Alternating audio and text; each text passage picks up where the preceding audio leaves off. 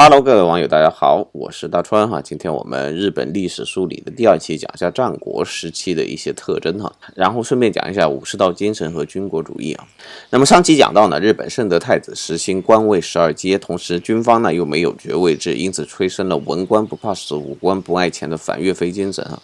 那么圣德太子之后，日本最重要的时代那就是战国时代啊。战国时代其实大家可能有几点是忽略了。就是大部分大名的家臣都是极度内卷，但是大名自身呢是世袭的哈，原因就在于这些大名绝大部分呢都是天皇的子孙啊，他们都属于元平两家，而元平实际上都是天皇的后裔啊。日本天皇因为生孩子太多，因此会不断的赐姓，天皇家自身没有姓，但是呢降低了身份的皇族就有姓啊。那么当时赐姓当中最大的两家就是元平两家，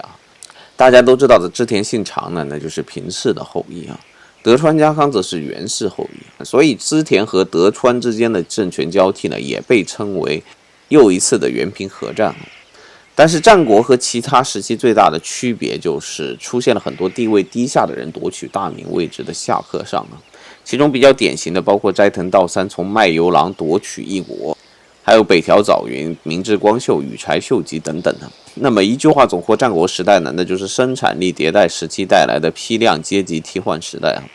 当时呢，海外已经展开了大航海时代，铁炮等初期现代化火器已经在东亚世界产生了影响啊。袁崇焕和满清作战，士兵水平虽然不高，但是火力压制啊，那就把努尔哈赤打得没有脾气啊。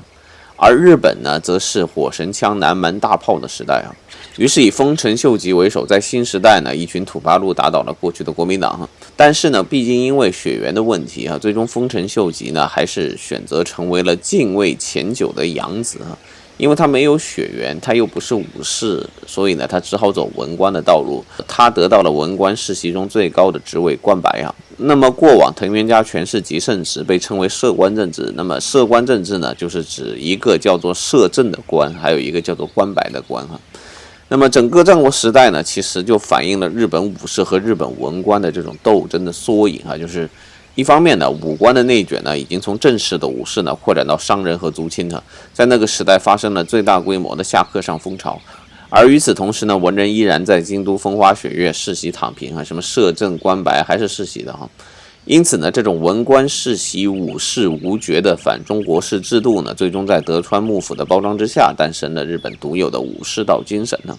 那么武士道呢，实际上融入了中国儒教的忠孝概念啊，但同时又以自我毁灭为美学啊。因此呢，其实武士的受教育程度是非常高的，武士大部分比你想象的更有文化素养，都认字，然后都能读书哈，都喜欢看书，都是像关云长一样读春秋哈。但是呢，武士呢又没你想象的那么英勇啊。那么如果说把不怕死的文官、下课上的小兵，外加怕死的高级军官呢，这三个放到搅拌器里面搅拌一下，搅拌完了出来呢，那就是日本武士道。于是，在有了武士道之后的日本呢，我们经常看到这样的现象哈，就是文人制定一个冒进的国策，因为文人不怕死嘛。然后小兵战术上极度的勇敢，而唯独将军在战略上却十分的胆怯。于是我们就看到了从明治维新到2次大战中的日本的荒谬啊！中央的文人所有制定的战争方略几乎都是不可实现的赌博，而小兵们一次又一次的暗杀政变、学习政坛、鼓动战争，什么226事变呢，什么柳条湖事变呢，什么918事变，全部都是小兵发动啊，这都是历史记载的。但是在这种情况之下呢，日本的中层以上领导呢又显得极端的犹豫哈，在抗日战争中打打挺挺。所以呢，这种两头勇中间怂的特殊军事激进主义，我把它叫做集团性自我毁灭的恐怖主义啊，这个才可以定义所谓的日本的武士道精神啊。一群人呢发表着激烈的言辞，做着最狠的表率，但在战场上中层领导呢又绝对抓不住良机，决策全部慢人一拍哈，这就是日本战争方式的真相啊。即便到今天，其实也是这个样子啊。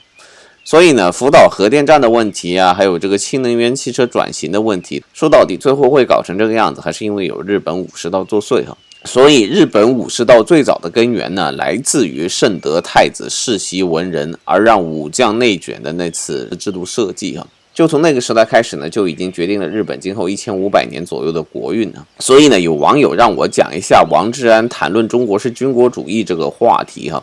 王志安所谓的中国才是军国主义这个说法呢，其实是属于文史哲完全不过关才会有这样乱说的这种说法啊。什么叫做军国主义啊？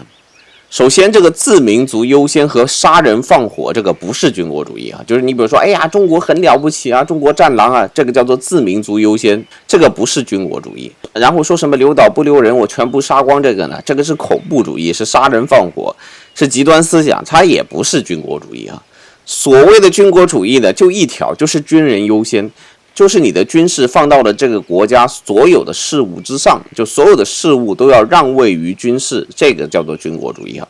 那么现在这个世界上只有一个国家是军国主义，那就是美国。就是美国的它的预算支出当中50%的支出是在军事上面，这种预算呢就证明军事是超过其他所有的事务的总和嘛，这种就叫军国主义嘛。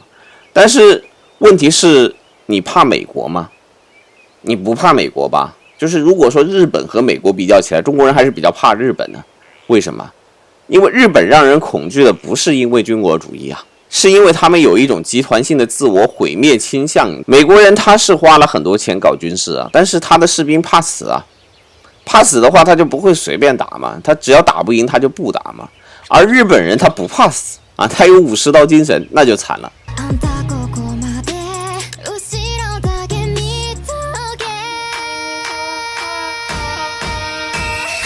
比如说我们说日本在整个明治维新到二战时期从来就没有说过什么自民族优先的言论哈，他们和纳粹是不一样的，纳粹是很喜欢自己的日耳曼民族的，而日本呢，他们最了不起的要求就是脱亚入欧，就说我们是亚洲的白种人啊，他们看不起自己的黄皮肤啊，他们觉得这个黄皮肤他们的祖先最好来自欧洲啊，最好全漂白，说我们的血缘呢都不是来自于亚洲，亚洲这些人太低俗了是吧？他们在中国的罪行呢，也不是针对其他种族啊，它更像是自相残杀。就是纳粹对于犹太人啊，那是叫做民族仇恨啊，那个犹太人跟他长得很不一样，而中国人和日本人呢非常接近，看起来特别的像，你很难分清楚。那么你在残杀中国人的时候呢，其实更像在残杀日本人呢。所以呢，你看他们研究生物武器也没打算去攻击白人嘛。他们搞来搞去就是拿中国人来做这个实验嘛，那么搞出来的那些病毒对他们自己还有伤害，就是如果说你把这个731的病毒往日本本土一投啊，结果日本自己人都死光光。武士道本来就追求毁灭啊，于是在残杀跟自己相近的存在的时候才感到特别的嗨哈。他们的武士道啊，这武士输了就要切腹，还要找人借错，这种行为啊就充满艺术性的自毁啊。实际上呢，却是一种自我厌恶的延伸啊。所以呢，他们针对相近种族的残忍呢，远超针对其他种族啊。所以在抗战时期呢，他对整个亚洲都比较残忍啊。但是他们这么做更多还是源于憎恨自己不是白人啊，它是另一种自我伤害和自暴自弃啊。所以呢，就导致中国、韩国还有东南亚现在都讨厌日本，主要是日本人老觉得黄种人不行，就整个亚洲里面只有日本人觉得自己要做白皮肤的人，韩国人是觉得自己挺牛的哈，他至少是以黄种人为傲啊。东南亚现在发展起来了，他也觉得黄种人没什么不好的，就你日本老是觉得我要做白皮肤黄种人。